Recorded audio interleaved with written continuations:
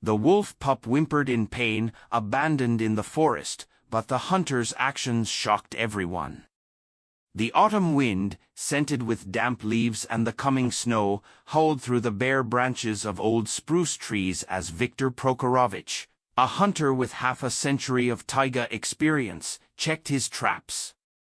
His weathered, wrinkled face was as calm as the forest itself, and his eyes, faded from age and years of peering into the wilderness, noticed every broken twig and slightest trace. Today, luck hadn't smiled on him. The trap stood empty. Only red squirrels clicked mockingly from above. A jay screeched something anxious. Viktor was already about to head home, a good 5 versts walk, when he caught a strange sound. He froze, listening. Not a bird's chirp, not a hare's squeak, not a fox's bark, something thin, pitiful, almost human, was coming from a dense spruce grove where the sun rarely reached. The hunter frowned. He knew every sound in these parts, but this one was unfamiliar, and it stirred a vague unease. He adjusted the old double-barreled shotgun slung over his shoulder, his faithful companion through the years, and began carefully making his way through the prickly underbrush. The wind was quieter here, and the crying grew clearer, desperate, ragged. Viktor brushed aside a low-hanging fir branch and saw, under the upturned roots of an old pine tree felled by a storm, a small hollow lined with dry needles. Lying there was a tiny gray lump, a wolf pup, completely blind, barely covered in thin down. It pushed its snout desperately into the cold earth and whimpered, trembling with its whole fragile body. Nearby were fresh tracks of a large she-wolf leading deeper into the forest, but the mother herself was nowhere to be seen. Viktor looked around, no sign of her. Had she abandoned the pup, or had something happened to her? The hunter squatted, and the pup, as if sensing a stranger, whimpered louder and writhed, trying to crawl away. The heart of the old hunter, hardened by the taiga's brutal law of survival of the fittest, suddenly wavered. He had seen death many times and had taken life himself. But this helpless, squealing bundle, doomed to a slow death from hunger and cold, stirred a feeling he had never known before, an acute, almost painful pity. He understood this was a wolf, a future predator, a threat to livestock and game. To leave it here would be to let nature take its course, to shoot it would be to spare it suffering. His hand reached for the rifle, fingers touched the cold metal, but something stopped him. His gaze fell on the tiny, tightly shut eyes, the trembling nose pulling in the cold air. Before we continue, let us know which city you're watching from. We love seeing where our viewers are from. Don't forget to subscribe and give us a like, it motivates us to keep making new and meaningful videos. Now, back to the story. Viktor Prokorovich stared at the wolf pup for several more moments, battling with himself. All his life he'd been a hunter, and the wolf had always been his enemy, clever, dangerous, but an enemy. He remembered old stories about wolf raids, slaughtered sheep and calves, and the fear these gray predators instilled in the people of taiga villages. And now one lay before him, tiny, defenseless, not evoking fear but aching sympathy. "Well, you poor foundling," he muttered at last, his voice carrying an unusual tenderness. He slowly removed his battered canvas backpack, took out a clean piece of cloth he usually wrapped bread in, and with his rough but surprisingly nimble fingers, gently lifted the pup. It squealed and fell silent, sensing the unexpected warmth of human hands. Viktor carefully wrapped it in the cloth and tucked it inside his old but warm coat. The tiny body nestled against him, and the whimpering stopped. "Let's go, little misfortune. We'll see what comes of you," the hunter sighed as he stood. He glanced once more at the place he'd found the pup, as if trying to guess what had happened to its mother. But around him only the silence of the autumn forest reigned, broken only by the wind whispering in the treetops. The way back to the village felt surprisingly short, though his legs ached with fatigue and the unexpected bundle snored softly under his coat. Victor thought of what his wife, Maria, would say. She certainly wouldn't be thrilled with such a gift.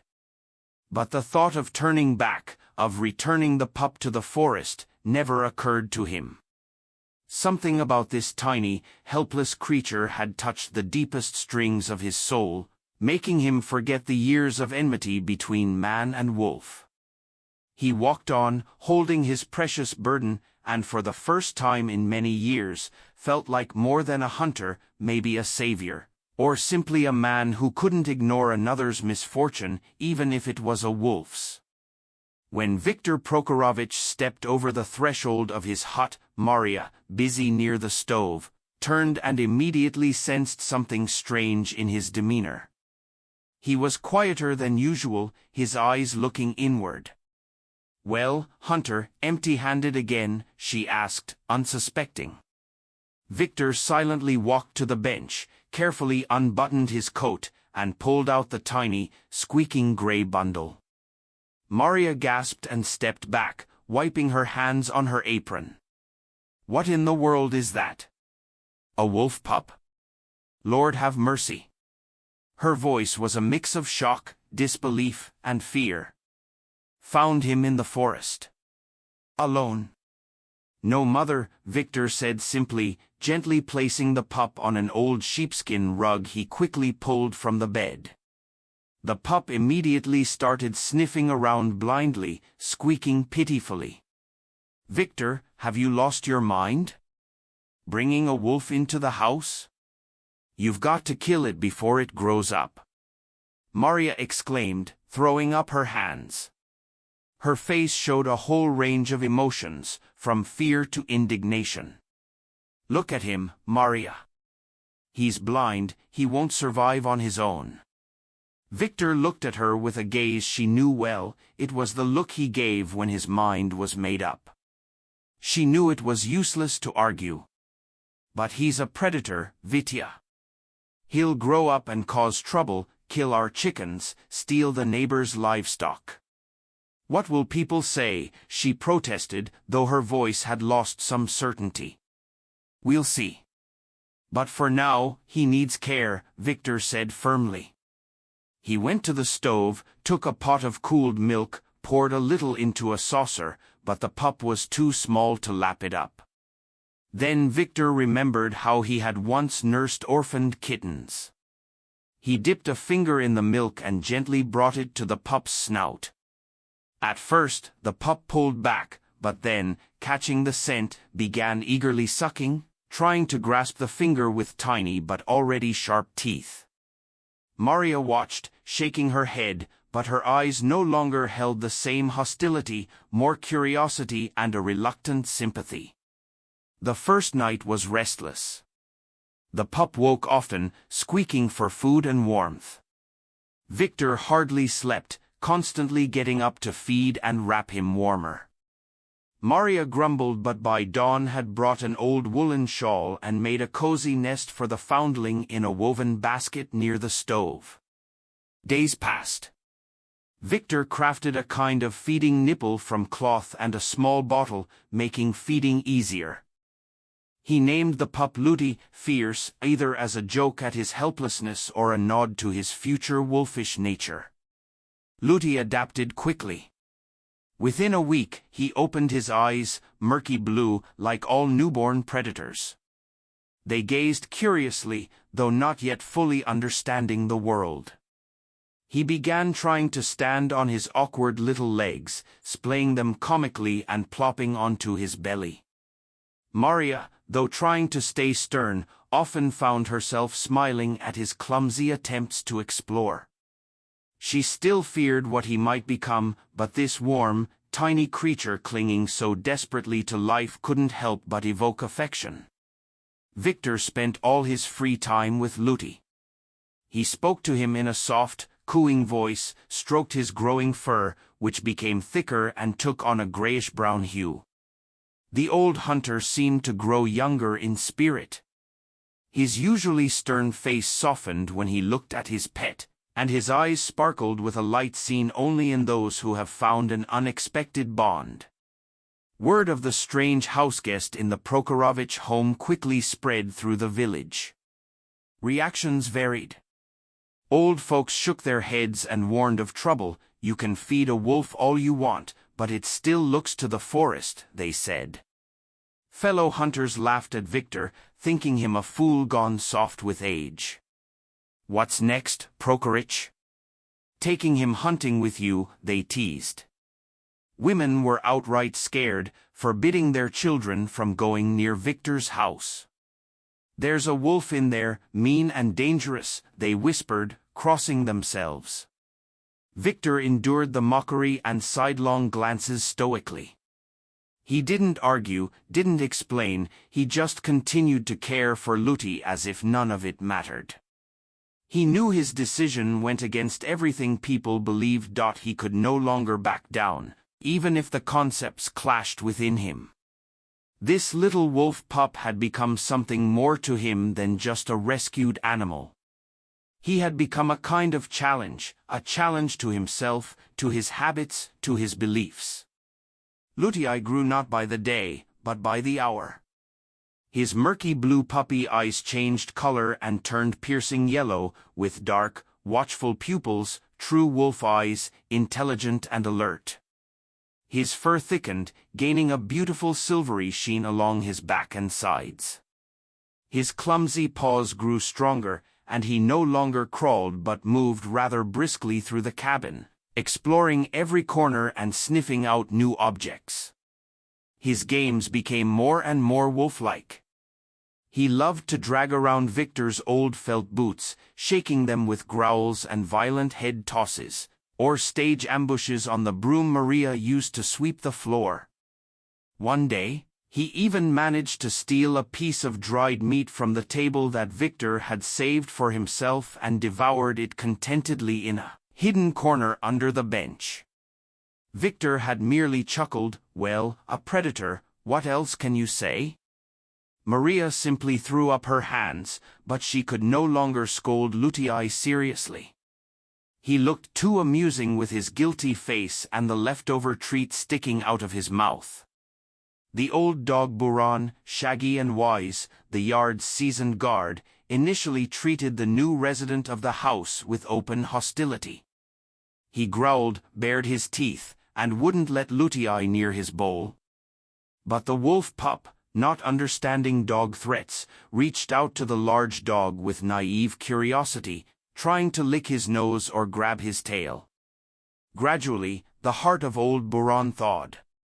He stopped growling and allowed Lyuty to sleep next to him, pressed against his warm side, and sometimes even condescended to play with him, gently nipping his scruff with his powerful jaws. Victor watched this unusual friendship with quiet joy. He saw how Lyuty learned dog habits from Buran but still retained his wolfish nature, his independence, caution, and sharp mind. When Lyuty grew so large that the cabin could no longer contain him, Victor moved him to a spacious enclosure he had built himself in the backyard. The enclosure was sturdy, with a high mesh fence and a cozy kennel insulated with hay. At first, Lyuty missed the warmth of the house and human companionship, but he quickly got used to his new home, especially since Victor still spent a lot of time with him, taking him on long leash walks into the nearby forest or just sitting by the enclosure and talking to him as if to a thinking being. A few months passed, and Lyuty had become a young, strong wolf, graceful and beautiful. His yellow eyes looked out at the world with that special wolf wisdom that seemed to hold the memory of all his wild ancestors. The villagers, seeing Victor walk his pet, no longer laughed but watched with caution and reluctant respect. Some even struck up conversations with Victor, asking about Lyuty, though most still kept their distance. One late autumn day, when the first frosts had already gripped the land and the trees had shed their last leaves, An incident occurred that made Victor see his protégé in a new light. As usual, he went to the forest to check his traps, leaving Lyuty in the enclosure. Maria had gone to the neighbors to help pickle cabbage. When Victor returned, he saw the gate to the enclosure was wide open and Lyuty was nowhere to be found. The hunter's heart skipped a beat. He searched the entire yard, looked in the shed and the woodshed, but there was no sign of the wolf. Just as he was beginning to seriously worry, he heard muffled barking and growling coming from the direction of the chicken coop. He rushed over and saw a sight that took his breath away. At the chicken coop's door, pressing a large red fox to the ground, stood Lyuty. The fox squirmed desperately, trying to escape, but the wolf held her firmly by the scruff, growling menacingly. The chickens were flapping and clucking in panic inside the coop. Victor immediately understood what had happened. Taking advantage of the owner's absence, the fox had come for a chicken dinner, but Lyuty, having somehow escaped the enclosure, Victor later discovered he had bent the bars in one spot, had intercepted her path. He hadn't killed the fox, just held her, keeping her away from the chickens. Victor drove Lyuty off, and the fox, tucking her tail, bolted for the forest. Lyuty, panting heavily, came up to Victor and nudged his hand with his muzzle as if seeking praise. Victor patted him on the neck. "Well done, Lyuty, a true guard." In that moment, he realized that his wolf was not just a wild creature he had tamed but a loyal and intelligent friend capable of protecting his home and loved ones. This incident further strengthened the bond between man and wolf, but also added to Victor's worries. He understood that sooner or later, Lyuty would outgrow the confines of human habitation, and the call of the wild might become stronger than any attachment. Time passed, and Lyuty resembled an adult, mature wolf more and more. His muscles were filled with power, his fur gleamed in the sun, and his gaze became even more piercing and thoughtful. Victor began taking him on short walks in the forest, first on a leash, then, convinced of his obedience, without one. In the forest, Lyuty behaved with surprising restraint. He didn't chase squirrels or scare birds but walked beside Victor, attentively sniffing the trails left by other animals and occasionally glancing at his owner as if seeking permission. Victor taught him the wisdom of the forest, how to determine wind direction, read tracks, and find the way using signs. Lyuty absorbed everything like a sponge. His natural intellect and instincts, combined with his trust in man, made him a unique being, a wolf who retained his wild essence but was deeply devoted to his rescuer. One day, as they were returning from the forest, a massive wild boar burst from the bushes, a tusker, enraged and dangerous. Victor didn't even have time to raise his rifle when Lyuty darted forward, placing himself between the boar and Victor. He didn't attack but growled menacingly, baring his fangs and crouching low, ready to pounce. The boar, stunned by this unexpected obstacle, froze for a moment, then snorted and disappeared into the thicket. Victor stroked Lyuty's head for a long time, thanking him for the rescue.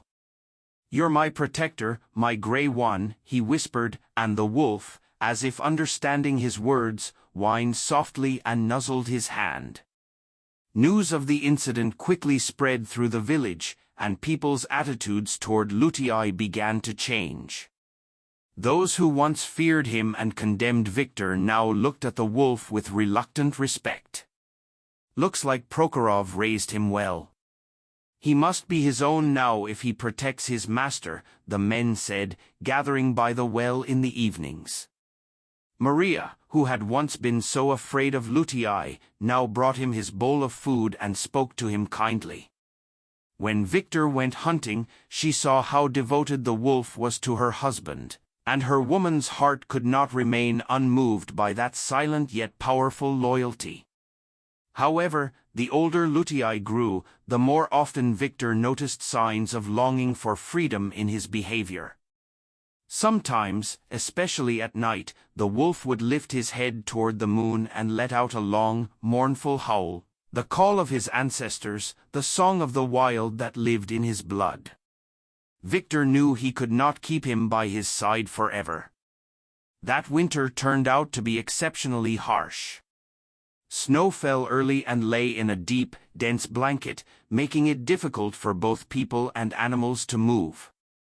The frost was so intense that birds froze in mid-flight and trees groaned and cracked from the cold.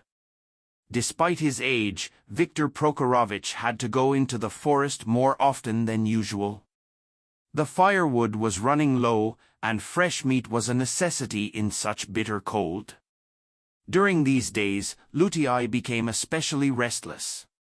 He paced the enclosure and whined, and when he let him out for a walk, greedily inhaling the frosty air through his nostrils and looking toward the forest for a long time, as if trying to hear or see something. On one of those frosty days, Victor decided to check the distant traps he had set for martens. Maria tried to dissuade him. "Where are you going, old man? In such cold you'll catch a chill, fall ill, and there's so much snow, you won't make it through." But Victor was adamant. "I have to, Maria. Marten pelts are in demand now, and I could use the distraction too." He dressed warmly, took his rifle and skis, and stepped into the yard. Seeing him getting ready, Lyuty became anxious and started jumping and whining, asking to come along. Victor hesitated. Taking a wolf on such a long trek was risky, but leaving him alone in the enclosure, pining, was a pity too. "All right then, let's go, Gray.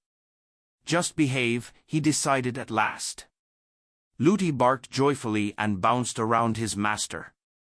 They left the village just as the sun was beginning to rise over the snow-covered forest. The frost grew sharper, the snow creaked beneath the skis, and their breath instantly turned into clouds of vapor. Lyuty ran alongside, sometimes darting ahead and then returning to Victor. His yellow eyes sparkled with excitement. The forest stood still, bound by the frost. Only occasionally did old pines creak under the wind. Victor walked unhurriedly, carefully scanning the surroundings. He knew the area well, but winter transformed everything beyond recognition, and even familiar paths disappeared under deep snow. After a few hours of travel, they reached the place where the traps had been set. Unfortunately, disappointment awaited them. Every trap was empty. Victor sighed but wasn't too upset. Hunting is unpredictable, after all. He decided to rest a bit before heading back, sat on a fallen tree, took a thermos of hot tea and a piece of bread with lard from his backpack. While Victor drank his tea, Lyuty restlessly circled around, sniffing the snow and listening to forest sounds. Suddenly he froze, raised his head, and let out a low growl, staring toward a dense thicket of fir trees. The hair on his back stood up. "What is it, Gray?" Victor asked warily, setting the thermos aside. He knew Lyuty never growled without reason. The wolf took a few steps forward, eyes fixed on the trees, and growled again, louder and more threatening this time. Victor stood up and raised his rifle. He squinted into the dark thicket, trying to spot something but saw nothing. The silence in the forest now seemed ominous. Then, from behind the firs, slowly swaying from paw to paw, emerged a massive brown bear, an angry, hungry stray that hadn't settled into hibernation. It was extremely dangerous. The bear noticed the humans and the wolf, stopped, rose onto its hind legs, and let out a deep, guttural growl. Its small, angry eyes were fixed on Victor. The hunter's heart skipped a beat. He knew that an encounter with such a bear in winter almost always ended tragically. He raised his rifle but realized that one shot was unlikely to stop the beast, and he might not have time to reload. The bear roared and charged at them, breaking branches and leaving deep tracks in the snow. At that critical moment, Lyuty didn't hesitate for a second. He darted toward the bear, biting its side and drawing the beast's attention to himself. The bear roared in pain and rage, turned, and struck the wolf with its powerful paw. Lyuty yelped and was thrown aside but immediately leapt back up and attacked again, this time aiming for the bear's hind leg. This desperate attack gave Victor a few precious seconds. He took aim and fired. The bullet struck the bear in the chest. It roared again, staggered, but didn't fall. Victor frantically reloaded his rifle while Lyuty, despite the blow he had taken, continued circling the bear, biting at its legs and preventing it from approaching his master. Victor's second shot was more successful. The bear wheezed, stumbled backward, and collapsed heavily into the snow, staining it with his dark blood. For a few moments it convulsed, then went still. The forest fell silent again, broken only by Victor's heavy breathing and Lyuty's intermittent whining. The hunter lowered his rifle. His legs trembled from the stress. He approached Lyuty. The wolf lay in the snow, holding up a wounded paw that was bleeding. "Lyuty, my dear, how are you?" Victor knelt beside him, his voice trembling. The wolf lifted his head and licked his hand, as if to reassure him. The wound was serious. The bear had torn his side badly with its claws. Victor took a piece of canvas from his backpack, the same one he had once used to wrap Lyuty as a pup, and bandaged the wound as best he could. "Hang in there, Gray, hang in there. We'll make it home," he whispered, stroking the wolf's head. The journey back was grueling. Lyuty limped and whimpered from the pain, walking with the last of his strength beside his master. Victor tried to slow his pace but knew they had to hurry. The wolf was losing blood, and the frost could worsen his condition. By the time they reached the village, dusk had fallen. Seeing them, Maria threw up her hands and ran to meet them. "My God, what happened?" "Vitya. Lyuty." Her voice was filled with worry. Victor briefly recounted the encounter with the bear, and Maria, forgetting all her former fears, immediately began helping her husband. They carried Lyuty into the house and laid him on a warm bed near the stove. Maria, a former nurse, skillfully treated the wound, washing it with an herbal decoction and applying a tight bandage. Lyuty endured all the procedures stoically, only occasionally whining and looking trustfully at his rescuers. Victor and Maria stayed with him all night, giving him warm water and changing his dressings. The old hunter felt guilty. He had taken Lyuty into the forest. It was his fault the wolf got hurt. But at the same time, his heart swelled with pride and gratitude. If it hadn't been for Lyuty, Victor might not have survived. The wolf had saved his life, paying for it with his own blood. That night became a turning point in their relationship. Lyuty ceased to be just a wolf to Maria. He became a member of their small family, a being worthy of love and care. And Victor was once again convinced that the decision he made that autumn in the forest had been the right one. Lyuty recovered slowly. The wound was deep, and for the first few days he hardly got up, only drinking water and eating the food Maria brought him, warm milk and finely chopped meat. Victor spent all his time with him, talking to him, stroking him, encouraging him. He saw how much his loyal friend was suffering, and his heart ached with pity. The news of how the wolf saved the hunter from the bear quickly spread through the village. No one laughed at Victor anymore or called him a fool. Fellow villagers came to visit, bringing treats for Lyuty. Some brought meat, others a bowl of milk, and asked about his health. They looked at the wolf with respect and a hint of superstitious fear. After all, he had not just saved a man, he had challenged the most fearsome predator of the forest.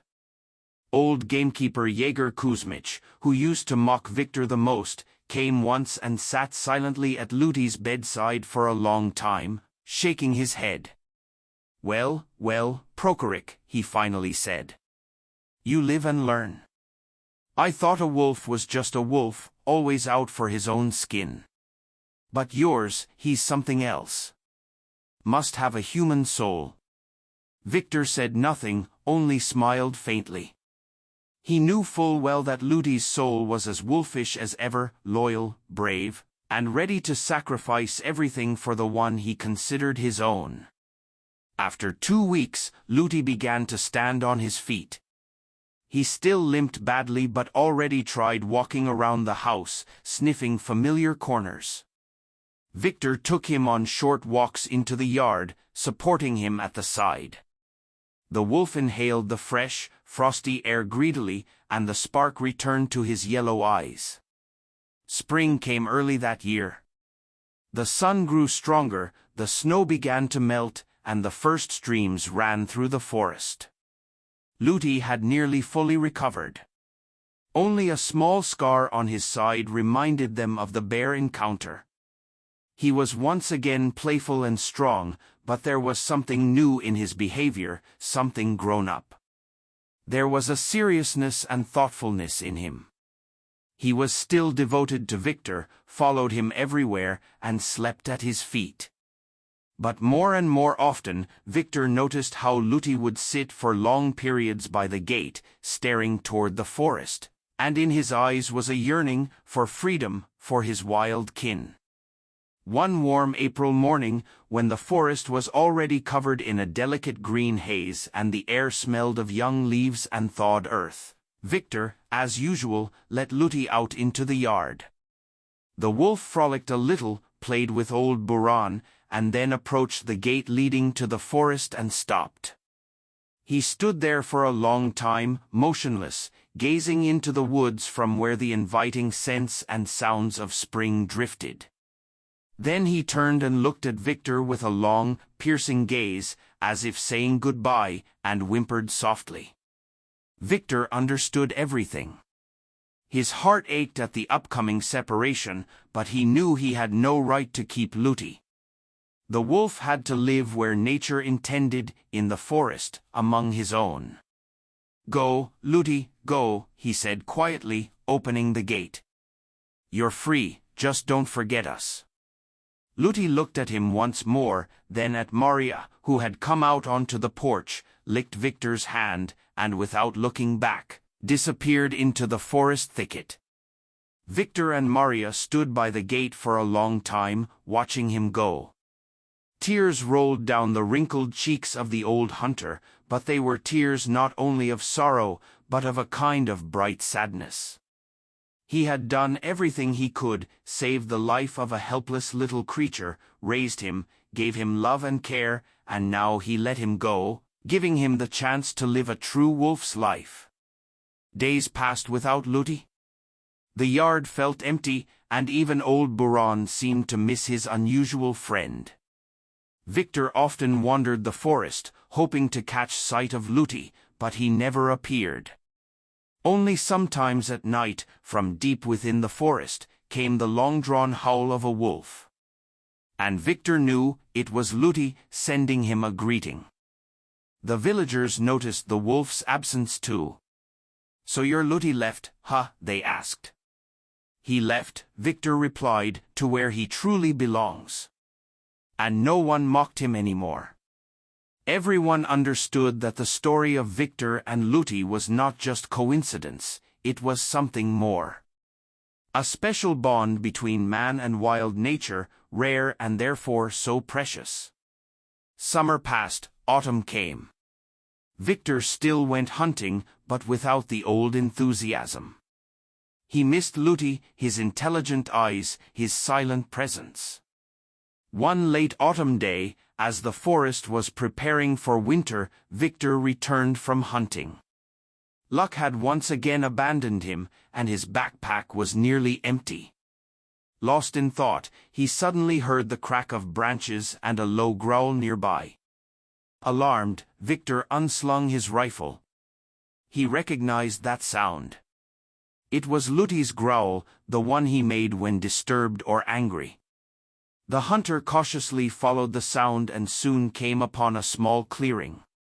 What he saw made his heart stop.